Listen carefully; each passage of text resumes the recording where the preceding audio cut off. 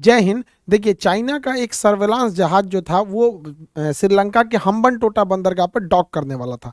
अभी भारत के प्रेशर से उसको श्रीलंका ने वहां डॉक करने की यानी रुकने की अनुमति नहीं दिया है। अब समझते हैं ये जहाज क्या था और ये क्या करता था।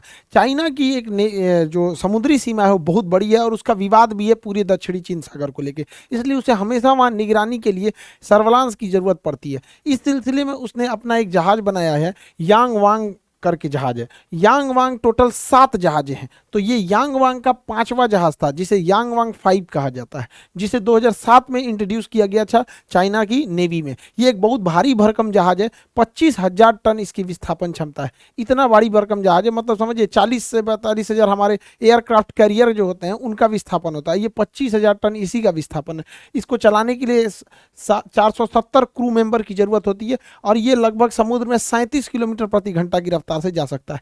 ये 620 फीट लंबा है, इतनी बड़ी ये जहाज है। और ये करता क्या है, तो भाई ये सर्वेलांस का काम करता है। इसके ऊपर बड़े बड़े जो एंटीना लगे हुए हैं, इन्हें किसी भी डायरेक्शन में मोड़ा जा सकता है और ये सैटेलाइट से आराम से कम्युनिकेट हो सकते हैं। और ये इतना खतरनाक है, खतरनाक इन द सेंस मतलब वो जासूसी के रेंज में है कि 750 किलोमीटर रेडियस में ये बैलिस्टिक मिसाइल इतनी रफ्तार से आती है उसको भी ट्रैक कर लेता है, सैटेलाइट की पोजीशन को ट्रैक कर लेता है, कम्युनिकेशन ट्रैक कर लेता है। अगर किसी खास एरिया के पास से गुजरेगा ना तो वहाँ कम्युनिकेशन में क्या सिग्नल भेजा जा रहा है, डाटा भेजा जा रहा है, उसको भी ये मतलब बहुत इजीली डिकोड कर सकता है। तो इसकी पावर बहुत ज़बरदस्त है। भारत के पास भी इसके पास है, बस एक ही है आईएनएस ध्रुव, वो भी पिछले साल हम लोग ने इंट्रोड्यूस किया था वहाँ पर। वो भी इससे वो तो छोटा ही है, लेकिन ये बहुत बड़ा और बहुत हाईटेक है यहाँ पर।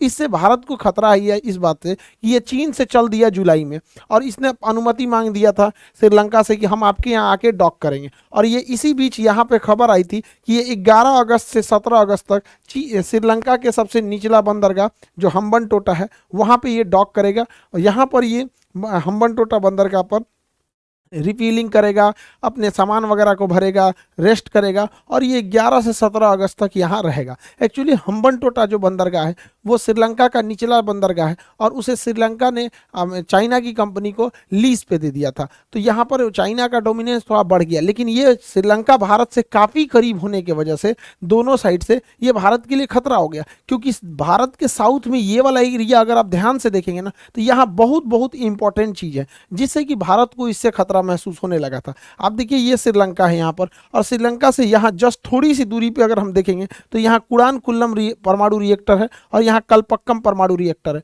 तो हमारे दो दो परमाणु रिएक्टर के पास आकर कोई इतना भारी भरकम जासूसी जहाज, वो भी 1 हफ्ते तक रहे, जिसका इतनी भयानक मतलब क्षमता है, फ्रीक्वेंसी किसी भी को ट्रैक कर सकता है, इसलिए ये भारत के परमाणु रिएक्टर्स के लिए खतरे थे, क्योंकि एंटीना को किधर भी मोड़ा जा सकता है और ज़मीन पे इसका रेंज बहुत दूर तक का इसका रेंज आ जाता था।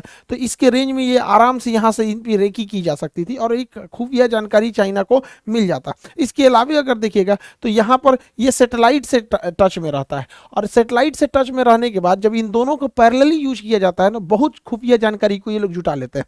सैटेलाइट किसी एक एरिया को जाके वो वर्टिकल देखता है, इस तरह से ऊपर से देखता है, और ये साइड से अगर देख लेगा तो डाटा काफ़ी क्लियर हो जाएगा। नीचे हमारे 6 बड़े बंदरगाह थे यहाँ पर, आप देखेंगे यहाँ से मंगलौर है, कोची है, यहाँ पे एन्नौर बंदरगाह है, चेन्नई बंदरगाह है, विशाखापट्टनम बंदरगाह है, ये सब इसके रेंज में आ जाते थे। और बंदरगाह जो होते हैं बहुत बड़े होते हैं, इसमें अलग अलग टर्मिनल होता है, ऐसा नहीं कि जहाज ले आके लगा दिए। जैसे देखिए यहाँ पे कुछ जहाज खड़े हैं, ये अलग टर्मिनल है, ये एक अलग टर्मिनल है, यहाँ लगाएंगे तो एक अलग टर्मिनल हो जाता है, यहाँ अलग टर्मिनल है, उस तरह से देखेंगे तो यहाँ अलग टर्मिनल है।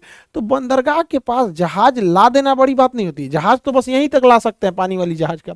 उसके बाद उस बंदरगाह जो होता है वहाँ के कैप्टन अब उस पर चढ़ते हैं ताकि वो किस टर्मिनल पे ले जाना है लगा सके। तो ये छोटी छोटी जानकारियों को भी वो इकट्ठा कर सकता था कि किस तरह से कम्युनिकेशन करते हैं, क्या कोड होता है, कितना यहाँ पर फ्यूल कैपेसिटी है, क्या चीज़ है, मतलब टोटल अगर आपका डाटा ही लीक हो जाएगा तो पता चल ही जाता है यहाँ पर।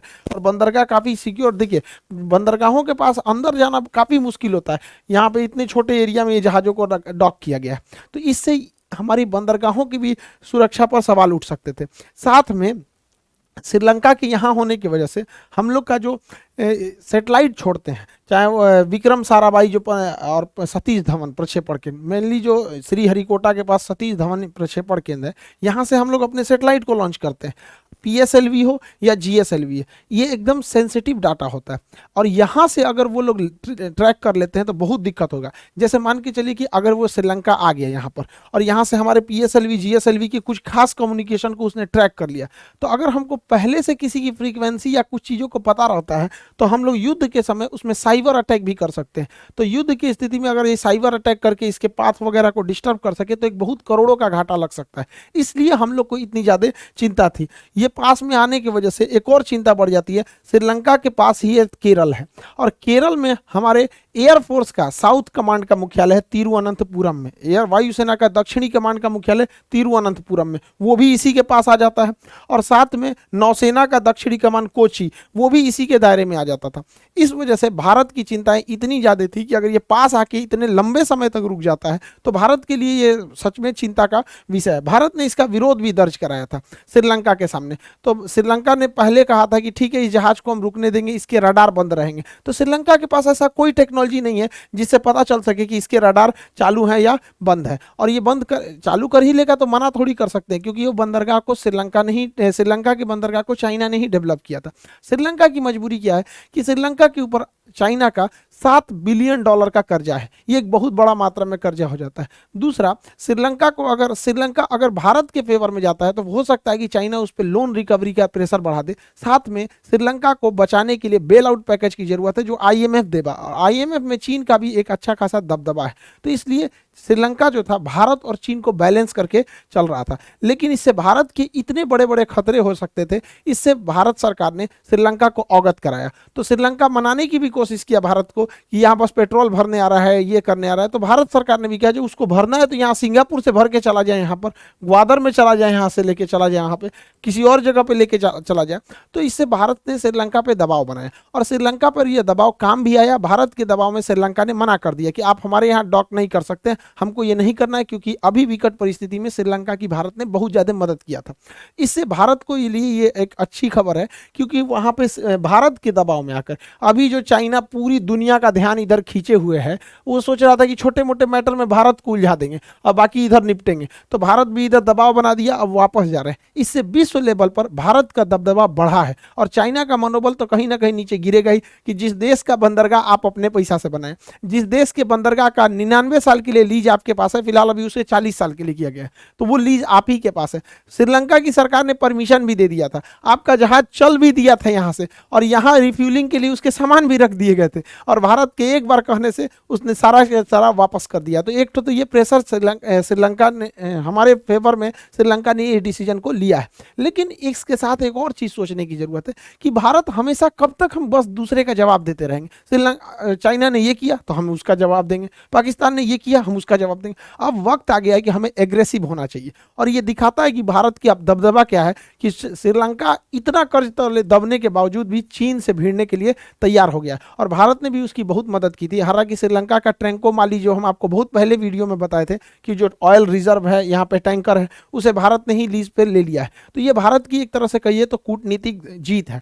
तो इसी तरह भारत सरकार को भी अब आप अपनी जितने भी रडार हैं उसको इस साइड में एक्टिवेट कर देना चाहिए। ऐसे ही हम लोग के पास भी जहाज है INS ध्रुव, उसका हम बहुत पहले आपको वीडियो बना दिए, उसे भी मलक्का के साइड में भेज देना चाहिए। और हम शुरू से कह रहे हैं कि जब तक इधर दुश्मन को शांत तो कभी नहीं छोड़ना चाहिए। उसे लद्दाख के क्षेत्र में, उत्तराखंड में, सिक्किम में, अरुणाचल प्रदेश में, यहाँ हैवी मात्रा में हमें युद्ध अभ्यास करना चाहिए। एयरफोर्स को भी करना चाहिए, नेवी को पूरा करना चाहिए, नेवी को चलाना चाहिए यहाँ पे दबाव बनाने के लिए। सोच रहा पाकिस्तान शांत रहेगा ना तो उसको मनोबल नहीं बढ़ाएगा, ना तो ये सोच रहा है बीचों में कूदने लगेगा, बेगाने की शादी में अब्दुल्ला दीवाना यहाँ पर ये चौपट करके रख देगा।